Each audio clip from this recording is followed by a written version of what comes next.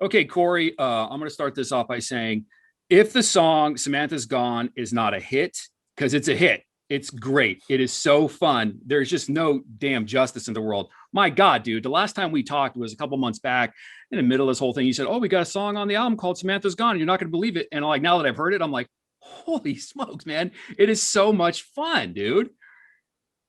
The Yeah. video, It's a go ahead. no, it's a party tune, dude. You know, it's an old school party rock tune. You know, that people just don't write anymore, and if they do, it gets lumped into a different category. You know, like it's like, oh, that can't be rock.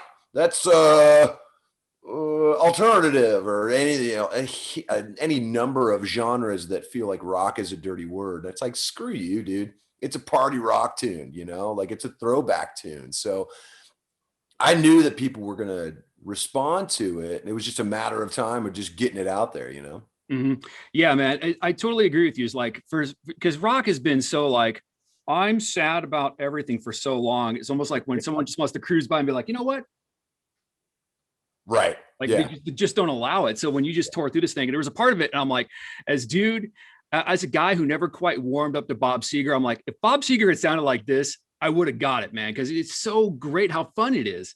Right. Yeah, exactly. And we wanted that to reflect in the video. We wanted Mm. that to reflect in when we play it live, dude. I mean, we're all smiling, you know, and Oh yeah. it's such a tongue-in-cheek subject as well, because that song is all about being the older sober dude. Oh right. You know, yeah, you left all your hell in the rear view.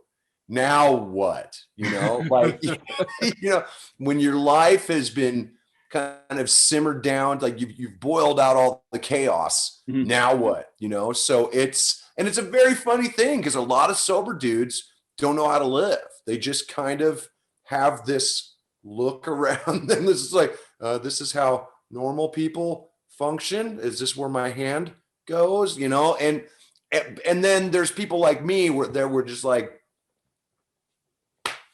I'm bored. What we doing? You know, like it's just it's supposed to have that feeling of where do you go when you've already been everywhere? You Oh know, right, like right, right. yeah, and it's just about, you know, it's that sad cliche of the, you know, the rock star who's burned through all his cash, he's burned through all his vices, and he sits, you know, he finds himself sitting on a kitchen counter in his sweatpants and his coffee, going, well, it was a good run. You know, yeah. You know, I mean, if you don't come out of this with some scar tissue and a smile, then you didn't do it right. Yeah, dude, totally. I love the video, and anytime there's a chance for me to see Steel Panther in anything, I'm just like totally stoked. Those guys are so fun. Like a million years ago, Steel Panther played one of our shows, and we had a bit where they parachuted in. We had Of course. dudes dressed as Steel Panther parachute into the back of the stage, and then they came out. They just tore it up. Like how well do you know those guys? It was they just hire them for the thing? Do you Dude, have any? I go all the way back with those guys. Like No I go all way. the yeah, man. I go back to God 2002 with those guys, man. When I first met them, I first met, and I'll call them by their stage names. Oh yeah, totally. I first met Star and Satch when they were doing the Atomic Punks, which a lot of people don't even know about. They had this amazing Van Halen tribute band that was Mhm. called the Atomic Punks. And dude, they sounded, and I mean, they sounded exactly like late 70s Van Halen. They were incredible, dude. They were one of the best bands I'd ever seen. And I'd done a gig with them actually in Des Moines, Iowa. They were playing a festival that it was one of the first shows that the newly formed Stone Sour had just done Mm. together. And then me and Jim had to immediately after that show jump on a flight to Europe to go catch up with Slipknot. It was Mhm. like that weird kind of in between time that was going on. 2002, you said? Yeah, 2000, well, Okay. 2001, 2002. No, it was probably 2001. Okay. So that's even further back, you Yeah, know. yeah. So, and we ran into them at the airport because they were flying back to LA. Mhm.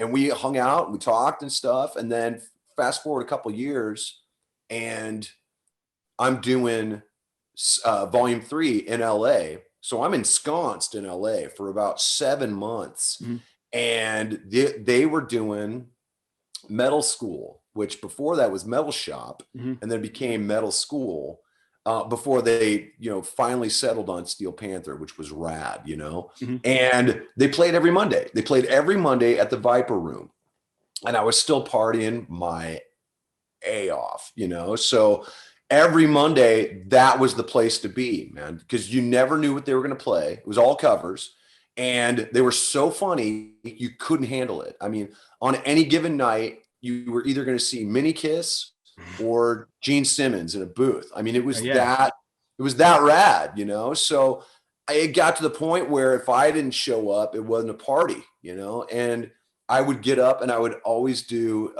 Nothing But a Good Time Oh, by Poison, which yeah. is just one of the best anthems ever, And we just hit it off, man. That's when I met Foxy. That's when I met Styx. And we all just became huge friends. And then when they hit me up, when they became Steel Panther and they started doing originals, they hit me up to be on the first album. And I was like, duh, absolutely. Let's do this, And we just been friends ever since, man. They're good homies. Yeah, it's like the thing about the Van Halen cover band thing. I actually saw the Atomic Punks, and one of my really good friends, he's like deep Van Halen. He says he loves Van Halen. He loved Van Halen. He goes go see Van Halen. He says if you really wanted that experience, unless you saw Van Halen in the '70s, he says he actually said see the Atomic Punks because Yeah. they are exactly what you wanted them to be. Yeah, man. I mean, it's just it's such a great statement just about how good they were. They Oh, are. right. Those guys are incredibly. I mean, Michael's one of my favorite singers, man. He's just Mhm. got such great timbre. His phrasing is great, and he's one of the funniest dudes on the planet. So it's just a perfect, perfect mesh. So people could go out and get the album CMFT, which you told me stood for Certified Marriage and Family Therapist. Family therapist, Yeah. absolutely. Yeah, we really specialize in groups in trouble. That's what we do. Let's talk about. I was going to ask you about it, but you kind of beat me to the punch. It was amazing to see the new iteration of Slipknot during the Super Bowl. That one was good. The funny thing is, and I'm going to catch so much hell, you're going to get a Yeah. lot of hits for this. The funny thing is when he showed up, I think it was the Grammys, Yeah. when he showed up and he was all done in the headdress, he Mhm. had the bandages and everything. I just went, well, that's Clown back in 2005, like 2004 and 5. That was his look. Yeah. Yeah. People don't remember that. If people don't remember that, then they need to look it up because Mhm. that was his look, man. And I just went, oh, that's interesting. I wonder how Clown feels about that. And I let it go because I'm just getting to the point where I just can't handle Twitter beef. Oh, totally, People are dude. morons, and I don't have the time to try to explain to people why they're wrong anymore. I'm not going to do it. I'm just going to go, you know what? Tuck yourself in with your ignorance and deal with it. Yep. But Absolutely. this was like, I didn't even watch it, man. Like people sent me shots of it and I just went, whoa, what the hell, dude? So of course, when that meme hit Yeah. with the logo and everything, I went, yeah, we're reposting this. Like every once in a while, I'm gonna dip my toe back in and just let people know that I'm still watching, like Nice. and everybody dug it. Everybody just thought it was so funny. It's true, man. Like I'm not gonna take that back. We just show me where I'm wrong. Shit. Yeah. Where's the lie in this? Where's the lie? Right, Um, exactly. I dare you to point out where I'm wrong. so one of my buddies, he said after seeing the thing during the Super Bowl, he's like, he was a little bit jealous that the weekend got to mosh it up a little bit during the Super Bowl halftime show because it's been so long for all of us going to shows. Corey, I feel like this is the longest time you've been home in like forever. Dude, this is the longest I've been off the road since before I was signed, man. Oh, So damn. that's 22 years ago, 23, 22 years ago, something like that. Um, no, like longer than that because we were touring with Slipknot before the first album even came out. So it Mhm. was like it's been weird, it's been a weird Yeah. experience. I'm Yeah. sure there are people who've been doing it longer than I have that are just kind of thrown for a loop right now. They're like, so what do we do here? So But it's at the same time, I've kind of taken advantage of the fact that I'm a dad, I get to spend time with my kids. I've been working on scripts and finishing that stuff off. Obviously, I mean, people don't realize this, but I've recorded 4 albums in 3 years, and only a couple of them have been released. Let's put it that way. Like Okay. it's ridiculous, but I've also written and guested on a ton of stuff.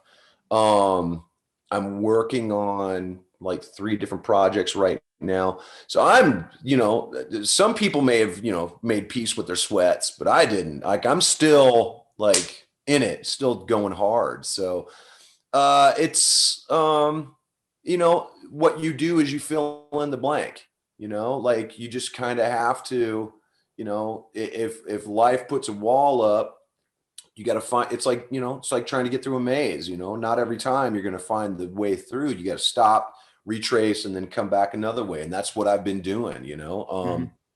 Now in the next couple of months, I'm actually looking at doing some social distanced shows, actually a tour with Oh, wow. Okay. CFT. Yeah.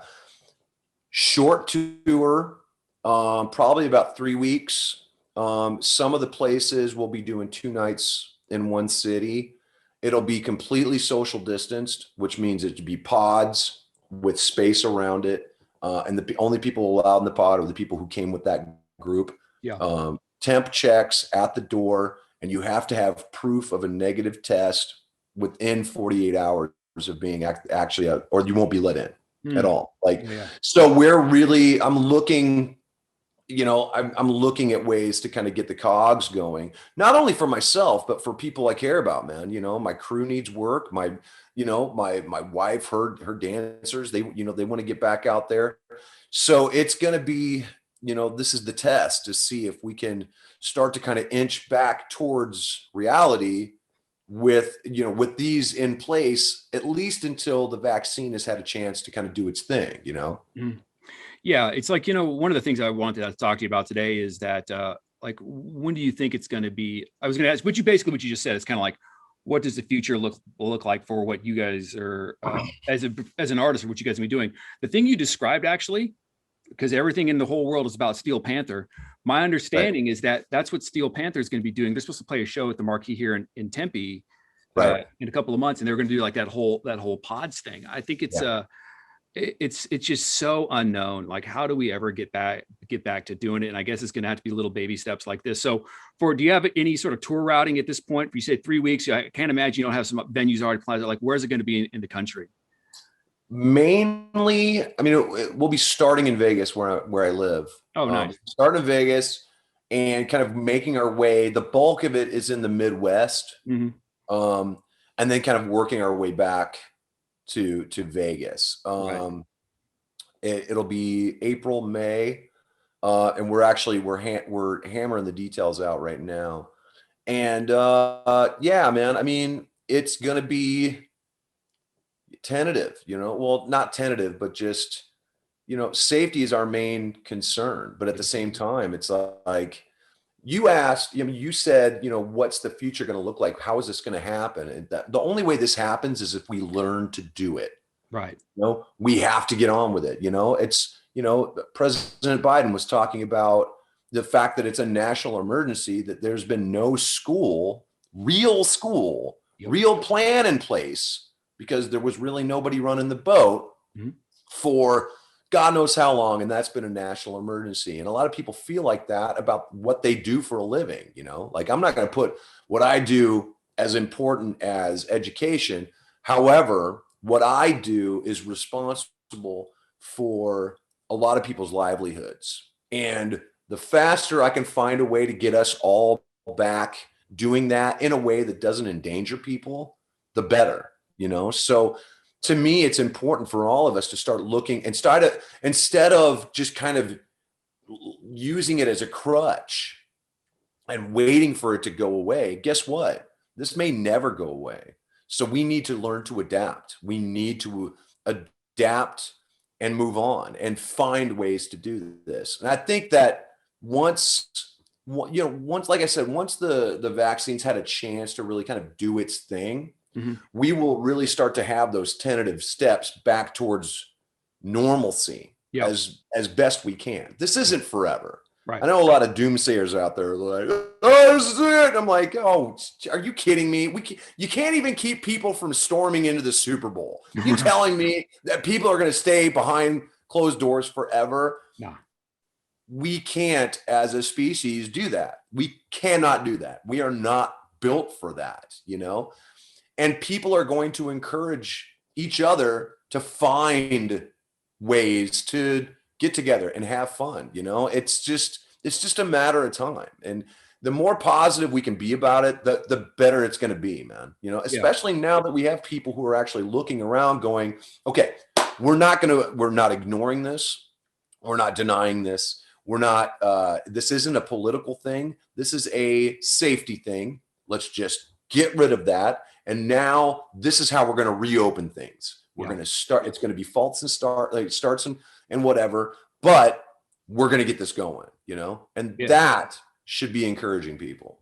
Yeah, man, I completely agree. Like you and I are like in the same boat with this. It's like, we got to have a cohesive federal response, and from there we'll just take little baby steps, and hopefully it'll all work out. The thing that just drives me bananas is that when even now after a whole year of this, every once in a while we just see that guy running around with no mask telling everyone how he doesn't want to take the vaccine. It's like, dude, don't you want to go out and hang out with your buddies? Don't you want that to come back? And you have to understand something. People still believe that QAnon is a thing. People aren't smart. People listen to me. Like a person can be talked to. Yeah. People in general are fucking stupid. You have to believe that. I apologize, but and I'm not saying all people are, but a lot of them are, sadly. Yeah. And that's just a sad fact of life. Not everybody's reading Nietzsche, not everybody's discussing Russian literature. It's just not in their DNA. So you're going to have crackpots. You're going to have deniers. You're going to have people. There's still people who deny that they're like, don't take the measles vaccine. Are you out of your mind? What is this, the 50s? Get out of my face. Yeah. You know what I mean? It's just people will find a way to argue with you. And this is not just, it's not just a one side or another. It's both sides. Yep. There are ridiculous people on both sides who are just looking for things to fight against or looking for things to be against because they don't feel comfortable without a conflict, and I don't know if that's a product of social media or if that's just something that's kind of built inside of us, that we function better when there's an enemy. We function better when there's, an antagonist. But for a lot of people, I think their search is just ridiculous. There are better things to be mad at than, I want a mask. It's like, dude, I go everywhere in this thing. Yep. The only time I take it off is when I go to bed or if I'm in the shower. I wear this when I go on my runs, for Christ's sakes. I look like a weirdo. Like I look like somebody from the 1800s trying to escape the cops, like my horse died and I'm just running for my life, I'm like, hey, I'm coming, but look, if this is what it takes, let's do it. Yeah. If you have medical conditions that you can't wear this, there are alternatives. There's that mat, there's that the face shield. There are so many things that you can do. There are no excuses. This isn't about political. This is about doing what's right, for God's sakes. I've had people tell me straight up, it's like, it's a goddamn hoax. And I'm like, you want to bet your life on that?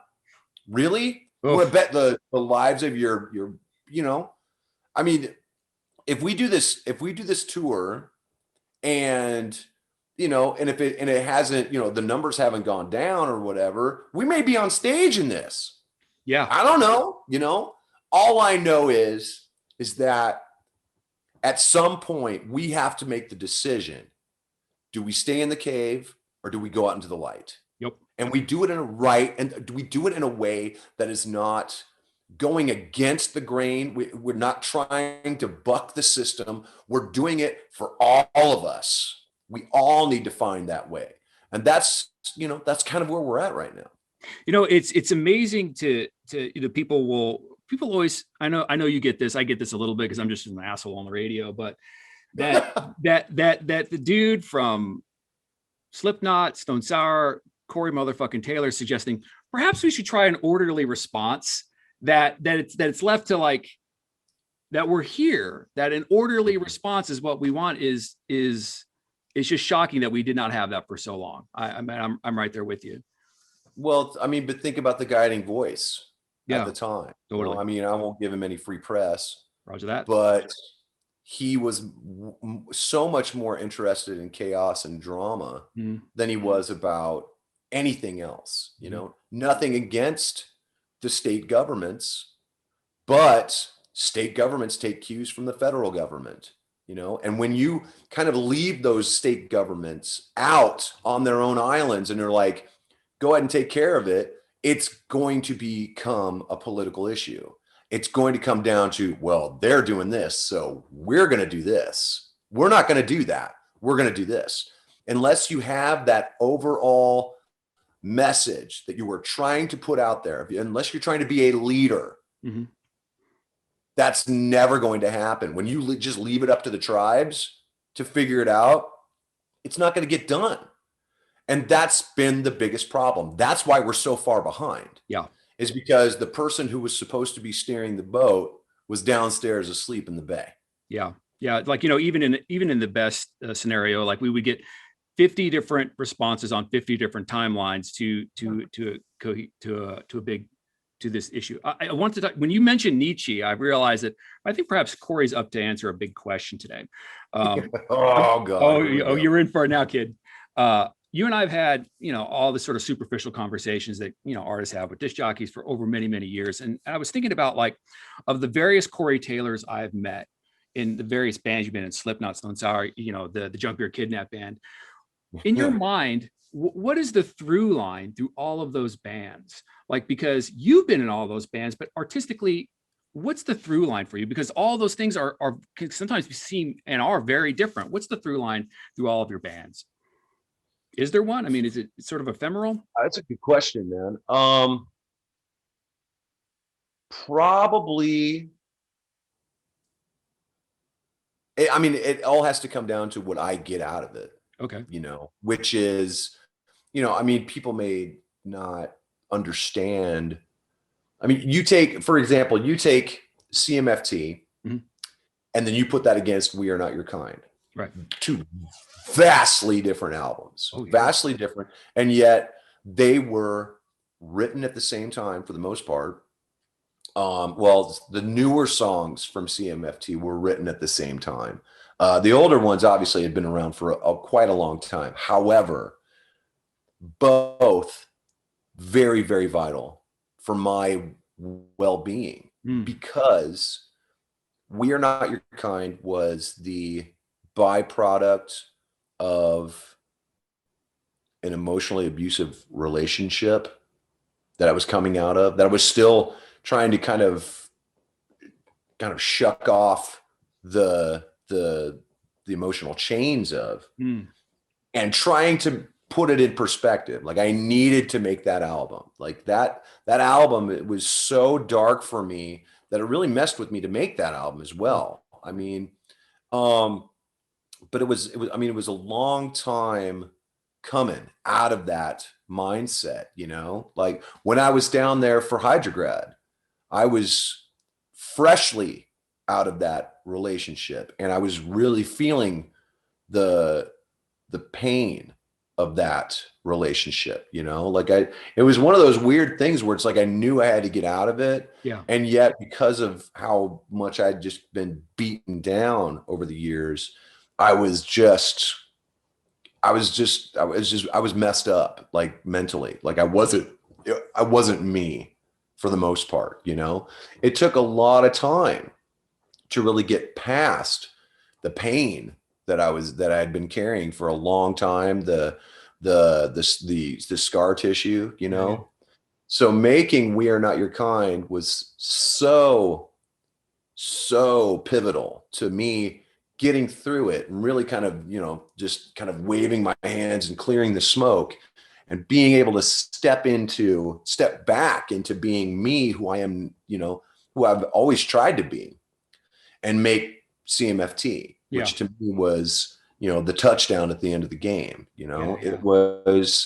It was tough, man. So the through line for me has always been not only what I give to the audience, but what I get as a person. Huh. You take Junk Beer Kidnap Band. That band was so much fun. Oh yeah. And it was, I wasn't really sure, that show they gave us in Phoenix was like the biggest thing that wasn't supposed to happen. Like Junk Beer Kidnap Band was not designed for shows like that. Not and at I all. can remember McFeely, he hit me up and he was just like, well, you want to headline it? I'm like, are you out of your mind? Most of our songs are covers, for God's sakes. I was like, I am not going to put myself above who was on that? Death Punch was on it, and Seven Dust. I was like, I'm not gonna do that. I'm not that guy, like this is not, it was just so funny. So it's like the through line for me is the enjoyment that I get from all of these different styles. Obviously, egotistically, I feel pretty good about myself. The fact that I can walk into any genre and be able to hold my own, you know. But spiritually, the enjoyment that I get not only from seeing an audience light up when I play anything I do, right, but also the feeling I get when I actually get to do it, because these songs are so close to me, man. And and you experience something different every time you sing one of those songs. You take a song like Solway Firth, which to me is just the great purging. It's like if your arms were on fire, it's you doing this, and it's just, I always lay into that last line. Yeah. I really just, I mean, it's like a linebacker when he puts that perfect hit and just, that's what I try to do with that song. But then you have a song like Samantha's Gone, where you get to that last harmony that carries it just a little longer. Yeah. My whole goal is to carry it too long, because I want to prove that I'm not out of breath. I want to prove that it's coming from my soul. It's not a physical thing. So I guess the through line to me, man, is just the fact that I get so much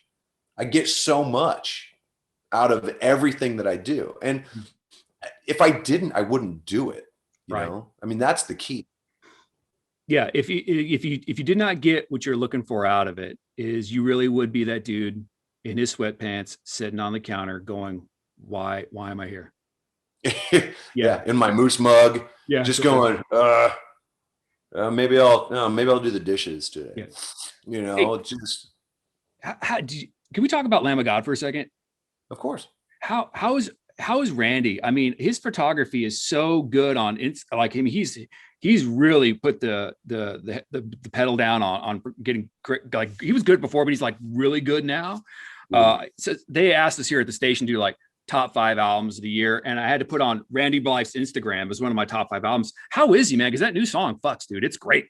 Yeah, he's rad, dude. He's Randy. I've seen Randy come from a very dark place. Oh yeah. We toured with them. When he was really at the peak of his addiction. Like he was dark. Like I would get up in the morning and I would look out the door, and Randy'd been up all night and he's just out in the parking lot with his bullwhip. Like, I mean, he's on fire. Randy was a lot to deal with. Yeah. In the early days. Yeah. But as time went on and he really pulled it together, man, like he and I kind of share that, like we were so dark when we were at our worst that, that kind of camaraderie, you just can't you can't have that unless you've both been there, you know? So when he and I get together, man, it's rad because he's one of the smartest people I know. And he, you know, we can rap about anything, you know, usually. And it sucks because usually we'll be in like one of those kind of co-interview things. And then all they want to do is talk politics or metal. And it's like, but there's so much more that he and I can talk about, you know, like he's, you know, he's one of those dudes who can wax eloquently about anything, you know, and his photography really reflects that. You know, he's got such a great eye for scenes. And I remember when he started, like he really started, he would walk around when we were at various festivals and whatnot. And he started taking pictures, and he took a picture of me. It was probably one of my favorite shots. It was when we were playing the song Gently. Okay. And we would have the snow machine come on, right? During the show, I had a mohawk. I had a 6-inch mohawk that was going on with my All Hope Is Gone mask. This was the tour. I want to say this was Sonosphere 2012. We were, or maybe it was Mayhem. I can't remember. But it was the tour we did after Paul had already passed. So they were heavy shows to begin with, you know? And he got this shot of me standing. I'm up on my check me out box, which is my little ego riser that I've got up front that I put my foot up on. I call it my check me out box, you know? I'm standing on that, and the snow's coming down, and there's a blue wash across, right? I'm in my red coveralls, got my white mask on, my hair's up, and it is one of the probably top 5 photos of me that I've ever seen. It's so rad. And he took it with film. He took it with like just an eye for the possibility. I mean, he was just kind of shooting, and he showed it to me, and I got chills. I was like, oh my God, dude, it's rad. Like, but he can do that with everything, man. I mean, that's how cool his photography is. And the fact that he will wander through the cities of the places where he's touring and get shots inside the city's life, you know, that's somebody who is really in tune with the way that a city is set up, man. Like he knows where to go. He knows that it might not be very safe for him sometimes, man. But at this point, the stuff that he's been through, you know, he's just going to live, man. And he's going to show people what life is. And that's what's beautiful about his photography. Yeah. His stuff's great. So I don't know if you I don't know how often you talk to Randy, but next time you text and say, hey, there's some dude in Phoenix, goes, hey, nice pictures, dude. I like it. I will, man. Actually, I was just texting him not too long ago. He and I will send each other really like funny political stuff all the time. He's a maniac. So, hey, dude, let me go around the room real quick with you. I see Star Wars, David Bowie. What's that silver thing immediately to your right? Silver thing. That? Yeah. That's the belt, dude. That's a belt? That's the belt. That's the belt.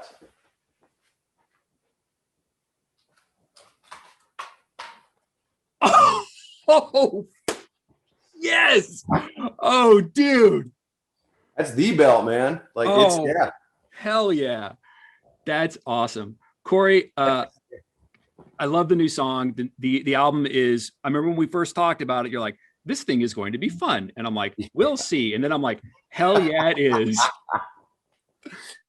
I'm on, man. Well, thank you. I'm glad to see you're well. And hey, I think it's because, look, I know that as an artist, your body is your instrument, and that you're willing to put your ass on the line and get out there and give people what I think we need. It's a little chance for human interaction in a thing. It's like, I mean, best of luck to you, brother. Someone's got to take the first step, and I'm glad to see it's a dude like you. I appreciate it, man. You know, we'll fingers crossed. We'll see what happens. Fingers crossed. All right, brother. We'll talk to you soon. Okay. All right, man. Take it easy. Give my best to everyone. Okay. I will, man. See you. Later, buddy.